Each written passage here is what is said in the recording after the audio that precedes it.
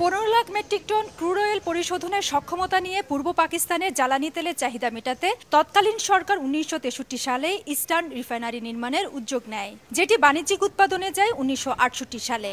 এখনও প্রতিষ্ঠানটি দেশের একমাত্র রাষ্ট্রায়ত্ত জ্বালানি তেল পরিশোধনাগার। প্রতিষ্ঠা 57 বছরে শোধনাগারটি বিভিন্ন বছরে উৎপাদনের সক্ষমতা ধারের কাছে, আবার কখনো কখনো কম উৎপাদন করে আসছিল। এবারই অতীতের সব রেকর্ড ভেঙে অর্থ বছরের শেষে এসে 15,35,000 মেট্রিক টন জ্বালানি তেল পরিশোধন করেছে।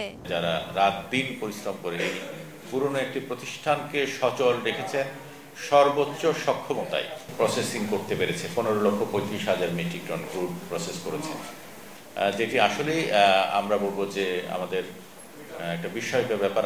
তো আমরা আশা করি এটি আমরা যেটা করেছি এটা আমরা হয়তো চলে যাবো, আমাদের যারা পরবর্তী জেনারেশন এমপ্লয়ি আছে তারা হয়তো আগামী 2-3 বছরের মধ্যে আপনি আবার ইনভাইটেড হবেন যে 15-35-এরও বেশি তারা অতিক্রম করবে। 100 বছরের বেশি পুরনো যন্ত্রপাতি দিয়ে রেকর্ড সর্বোচ্চ জ্বালানি তেল পরিশোধনের সুষ্ঠু পরিকল্পনা সহ বেশ কিছু চ্যালেঞ্জ নিয়ে এগুতে হয়েছে বলে জানান কর্মকর্তারা।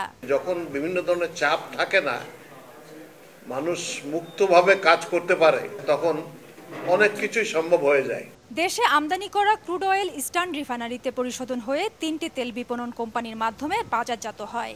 এছাড়া এখানে পরিশোধিত তেল থেকে diesel, petrol, octane, jet fuel, bitumen, LGP সহ 14টি পেট্রোলিয়াম পণ্য উৎপাদন করে প্রতিষ্ঠানটি। ফেরদৌস লিপি, সময় সংবাদ, চট্টগ্রাম।